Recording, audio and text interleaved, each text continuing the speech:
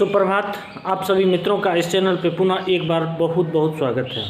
आज हम लोग जानेंगे जमानती वारंट क्या होता है, जमानती वारंट किसके द्वारा दी जाती है, और जब आदमी अरेस्ट हो जाए तो उनका क्या प्रोसीजर होगा या फिर उनके लिए क्या करना चाहिए।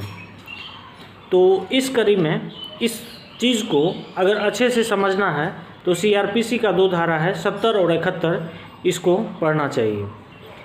तो जमानती वारंट न्यायालय द्वारा आदेशित होता है, वो एक डॉक्यूमेंट है और उस डॉक्यूमेंट में लिखा रहता है कि आपको किस जुर्म के लिए जो है ये जमानती वारंट जारी किया गया है। तो जमानती वारंट होने के बाद आप कोई ज़रूरी नहीं है कि मतलब अदालत जाके ही, न्यायालय जाके ही आप उसका जमानत करवाएं। जब जमानती वारंट है तो निश्चित रूप से आप पुलिस के पास भी उसका जमानत ले सकते हैं। किस स्थिति में ले सकते हैं?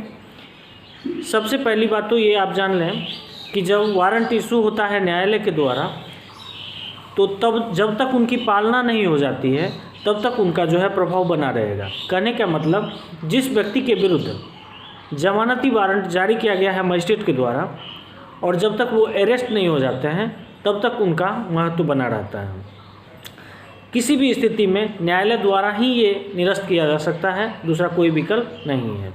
अब क्या करें कि जमानती वारंट अगर आपके पास आया है तो निश्चित रूप से आप एक जमानतदार के साथ पुलिस के सामने जाके और इसका जमानत करवा सकते हैं।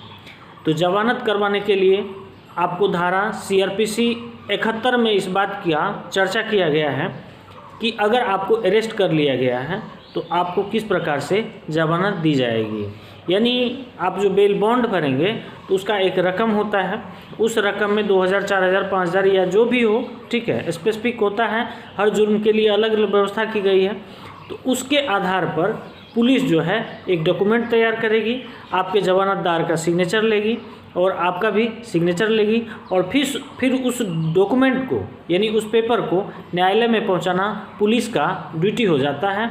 और न्यायालय में वो ये बात कहेंगे कि देखिए हुजूर, इस तरह से है कि हम जो है उनको जमानत दे दिए क्योंकि जमानती वारंट था।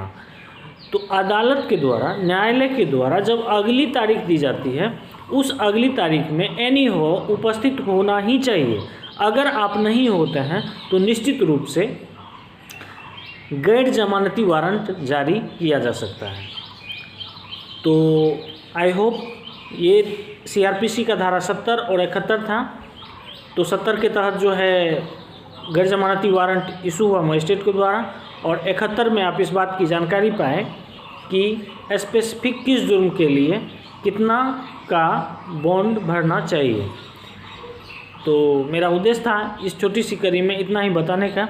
आई होप आप समझ गए होंगे और निश्चित रूप से समझ गए होंगे।